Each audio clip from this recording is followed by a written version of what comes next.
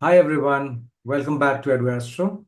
Today we are going to cover a very profound and essential concept in Vedic astrology, and that's the concept of karma.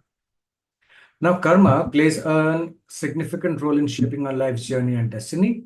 So we'll cover a lot of things, but it's such a vast topic that we can't cover everything in one video. We'll keep on covering things slowly. So in the Vedic philosophy, the karma is a fundamental principle that governs the cycle of cause and effect.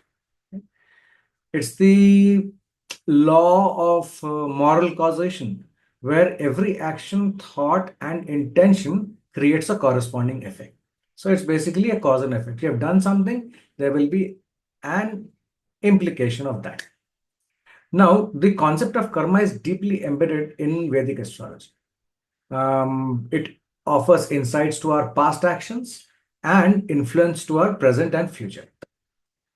So, whatever we have done in our past lives, part of it, or a lot of times, a lot of part of it comes as actions in this life, the tests in this life, then what we do now, it's carry forward. Some of a part of that is carry forward into the future life. So, the cycle keeps on going. What happens is if we use Vedic astrology's principles and the depth of Vedic astrology, we can actually find a very unique lens through which we can understand our karma. That's our birth chart, our kundli, which we have already discussed. Your birth chart will reveal the lessons which you are meant to learn and the experiences which you are destined to have in this lifetime. But there is also a part of free will over there.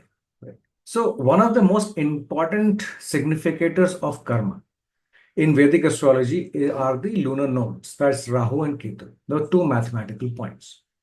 Now, Rahu is the north node. It represents our karmic desires and lessons we need to learn in this life. So, what were you holding on to the most? What was that desire which was really left, which you want to complete in this life? That's what Rahu will denote. It shows where we are driven to seek new experiences and growth because that was pending. Now, Ketu, on the other hand, which is the south node, represents our past life karma and the lessons we have already mastered. Okay. So wherever Ketu will be sitting, you might find that you are a bit detached over there, or sometimes very detached over there, and you have deep-seated skills and wisdom in that particular area. So, for example, Rahu is in the first house. It indicates that a strong desire of self-development and personal identity was pending. So the person will really start strive for this. And you will be very driven to establish a strong sense of self. A strong desire to complete, which was unfinished in the past lives, is there. What you had taken from others would have to be paid back in different forms. You would learn a lot about ego and the price of satisfying your ego. You shall be a good communicator and have a kingly disposition, win over enemies. All these things will be there. This is just a few of them. Rahu in the first house denotes a lot more. Now, take an example of Ketu in the seventh house. Suggests that in the past life, relationship and partnership experiences were dealt with to a huge extent. And your desire from your partner in the past lives was too high. So you might not have been able to do justice to the relationship and the spouse. So the individual may have deep wisdom in dealing with others, but may also feel detached from close relationships. This is one part of the pending karma which you can figure out. Now, say for example, Rahu is in Taurus. Now we are talking about the signs. Okay, Rahu is in Taurus. The individual will focus a lot on material security, values, and sensual pleasures, and be very diplomatic. But at the same time, if you have a Ketu in Scorpio, this indicates that the past experiences with transformation, intensity, and the occult were great. So you already know all these things. It comes naturally to you, right? So this is about the nodes, Rahu and Ketu. Now, another crucial planet which helps us understanding karma is the Karm Karak himself, who is Saturn or Shani. Now, Saturn is always referred to as the Lord of Karma because it represents discipline, responsibility, and the consequences of our actions. Now, Saturn's placement in the birth chart indicates the areas where we need to work hard, face challenges, and learn important life lessons they were pending. Okay? For example, Saturn in the 10th house. Now, this emphasizes karma related to career and public life. Also, your karma related to your father's family. In the past life, you might not have worked hard to serve without expectations to when you were working for the people. And you might have faced challenges and responsibilities in your professional journey. So, in this life, you will face a lot of challenges and responsibilities in your professional journey. However, if you are following the journey with perseverance and patience, you will be able to go beyond your limits and rise high in life. For example, Saturn is exalted in your chart. Saturn is in Libra at the exaltation degrees. Now, this indicates that the karma related to relationship balance and justice was very profound. And you may need to learn lessons about fairness, cooperation, and partnership. When you start thinking like this, it becomes very easy. And you will see these themes will be extremely predominant in your current sphere of life, depending upon the age bracket. Now, another aspect is the 12th house in the Vedic astrology. It holds the 12th house in your horoscope. In Vedic astrology, the 12th house holds a very significant karmic implication. It is because it's the house which is known for liberation and moksha, right? And it represents the end of a karmic cycle. Now, the 12th house reveals the areas of life where we need to let go, surrender, and release the past karmic baggage. It is associated with spirituality, isolation, and the subconscious mind. Now, say for example, your 12th house is Pisces, right? There's Pisces sign in the 12th house. Now, it indicates a strong connection to spirituality and the divine, and you may have karmic lessons related to compassion, empathy, and spiritual surrender, which you need to learn. For example, you have a Capricorn sign in the 12th house. That could suggest that karmas related to structure, discipline, and material attachments are pending.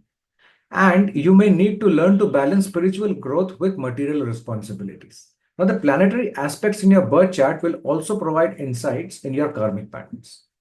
The interaction between planets can reveal the dynamics of your past actions and the impact on your present life. For instance, Mars is aspecting Saturn, indicates past life conflicts. And you need to learn the lessons about anger, discipline, and patience. How do you balance these three? Right? Then so these are the front layers which are telling you a story. Now there are different layers which are working in the background, which are much more profound, like the nakshatras. They provide great insights for the karmas which you have performed and the lessons which you need to learn. For example, you are born in Uttar Falguni nakshatra, right? And this is your birth nakshatra. That means your moon is in Uttar Falguni nakshatra. This nakshatra is ruled by sun. It means that at the deepest level, you have lessons to learn regarding ego, anger issues, morals, listening to others, compassion, and especially all of these because of money. Now, after the nakshatras, you have nakshatra pada, okay? The quarters of the nakshatra. Each nakshatra is divided into 4 quarters, so 4 padas. Now, they provide even more deeper insights for your karma. For instance, you were born in, your moon is in Uttar Falguni. So your moon is situated in the second pada of Uttar Falguni nakshatra, which actually falls in Virgo. Now, In this case, you carry a past life karma of not completing the task given to you and keeping others resources like money or any knowledge without their permission. So somebody has given something to you for safekeeping, but you are not giving it back or using it for your own benefit rather than doing the job which you are assigned. So in this life, you shall be taught and tested on these values in this life. And other planetary combinations in the chart will actually provide those situations and the tests for you to learn. So the themes which will be predominant in your this life will be money, loan, learning, education, morals, dexterity, analytical ability, minute details, kids. They will be the most important themes where the tests will happen. And apart from other things, there will be one very special point like the Capricorn sign, wherever it lies in your chart, will be your savior, provided you do what it asks you to. Okay. Then you have the planets, the important positions of planets. If a planet is like combust, if a planet is retrograde, exalted, debilitated, like these important positions, these create very different types of impacts. Now, all these present different things from a karmic standpoint, karmic cycle standpoint, past and present in your birth chart. Now, when we are looking at the entire karmic composition of your birth chart, there are many factors to be looked into, and this comes with practice. But your basics need to be extremely good.